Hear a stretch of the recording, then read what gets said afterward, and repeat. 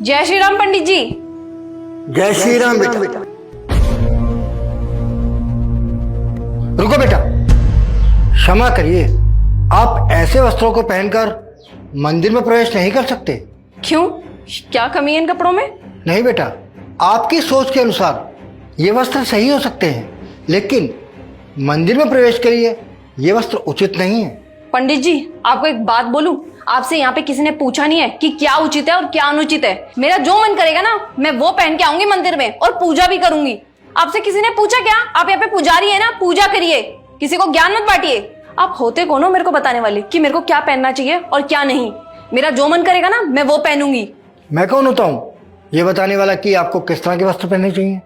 लेकिन मैं सिर्फ इतनी सी बात कह रहा हूँ कि ऐसे वस्त्र पहनकर आप मंदिर में प्रवेश नहीं कर सकते, क्योंकि ये मंदिर के लिए उचित नहीं है। देखो बेटा, आस्था और मर्यादा दोनों अलग अलग चीजें हैं। ये वस्त्र जो आपने धारण किए हुए ना, ये मर्यादित नहीं है। आप खुद ही सोचिए, अगर ऐसे वस्त्र पहनकर आप मंदिर में प्रवेश करेंगे तो आसपास के लोग या बच्चों पर उसका क्या प्रभाव पड़ेगा कि आप कैसे वस्त्र पहनकर मंदिर में प्रवेश कर रहे हैं। देखिए, मैंने किसी का ठेका नहीं ले रखा, मैं किसी को इन्फ्लुएंस नहीं कर रही कि ये पहनो वो पहनो। जिसका जो मर्जी करता है ना, वो पहनता है और पहनने भी देना चाहिए। आपकी तरह टोका टाकी नहीं करनी चाहिए। आप तो मेरी आस्था पे सवाल उठा रहे हैं कि कपड़े कैसे पहन रखे हैं। आस्था देखी जाती है, कपड़े नहीं, चरित्र नहीं। देखिए, मैं आपकी आस्था को कम करके नहीं आंक रहा, मैं सिर्फ इतना कह रहा हूँ कि ये जो वस्त्र हैं वो मर्यादित नहीं है, मंदिर के योग्य तो बिल्कुल भी नहीं है। अतः ऐसे वस्त्र धारण करके आकर आप पूजा करेंगे तो ये तो उचित नहीं है, और मेरे होते हुए तो ऐसा संभव नहीं है कि आप ऐसा अनुचित कार्य करें। तो आप जा सकते हैं। अरे आखिर कमी क्या है इन कपड़ों में, मेरे को तो समझ भी नहीं आ रहा है। आप तो मेरे पापा बनने की कोशिश कर रहे हो। मेरे पापा ने भी आज तक नहीं रोका और आप रोकोगे मेरे को ये कपड़े पहनने से? आपको तो मैं बताती हूँ, अभी मैं अकेली आई हूँ ना, इसलिए आप फायदा उठा रहे हो। अभी लाती हूँ अपने पति को अपने साथ, वो बताएगा आपको सही से। क्षमा कीजिए, आप पूजा नहीं कर सकती। आप जाइए, आप पहले वस्त्र बदल कर आइए, फिर पूजा कीजिए, फिर मुझे कोई आपत्ति नहीं है। अपने मर्द होने का फायदा उठा रहे हो ना आप। आपको मैं बताती हूँ, रुकिए इधर ही। इस बुढ़े ने तो दिमाग खराब कर दिया, ज्ञान दे रहा है यार मेरे को, मेरा बाप बनने की कोशिश कर रहा है। इसको मैं बताती हूँ।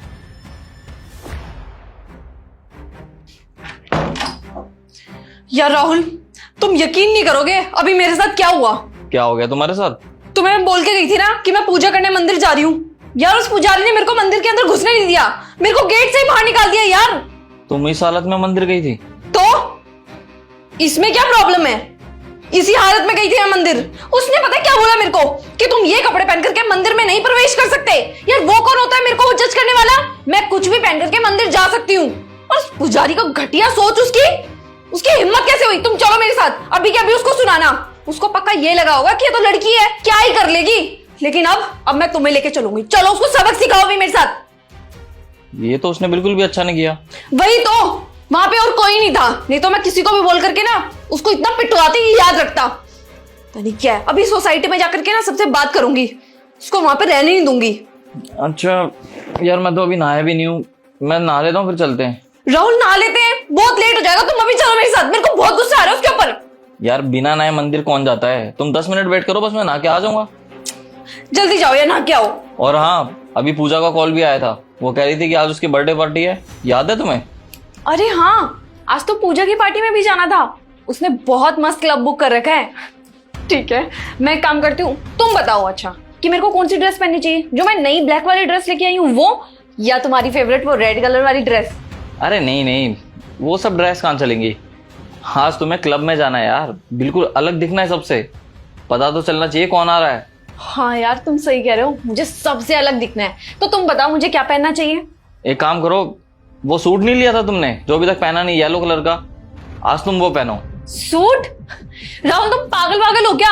मैं क्लब में सूट पहन के जाऊंगी ना तो सब मुझे पागल समझेंगे, सब मेरे को ही घूरते रहेंगे। और ये भी छोड़ो, वो जो बाहर क्लब के बॉडीगार्ड खड़े होते हैं ना, मेरे को अंदर भी नहीं घुसने देंगे। क्लब जाने के लिए ड्रेस कोड होता है यार, सूट पहन के कौन जाता है क्लब? अरे क्यों नहीं घुसने देंगे? ऐसे कैसे नहीं घुसने देंगे? मैं हूं ना, मैं देखूंगा उन्हें। अरे राहुल, तुम कैसी बातें कर रहे हो? क्लब जाने का ना एक ड्रेस कोड डिसाइड होता है, उनके रूल होते हैं, रेगुलेशन होते हैं। और गलती हम कर रहे हैं, फिर भी उनसे लड़ाई करेंगे तो हमसे बड़ा बेवकूफ कोई नहीं हो सकता। अच्छा, क्लब में जाने के लिए ड्रेस कोड होता है? तो बात तो तुम ऐसी कर रहे हो जैसे पहली बार जा रहे होगे क्लब। तो पंडित जी ने तुम्हें क्या गलत समझाया? सही तो समझाया। मंदिर में जाने के लिए भी एक ड्रेस कोड होता है जो सबको पालन करना चाहिए। पंडित जी की बात तुम्हें बुरी लग रही है कि इन कपड़ों में मंदिर में नहीं आना चाहिए, और क्लब वालों की बात तुम्हें अच्छे से समझ में आ रही है कि वहां के लिए कोई ड्रेस कोड होता है।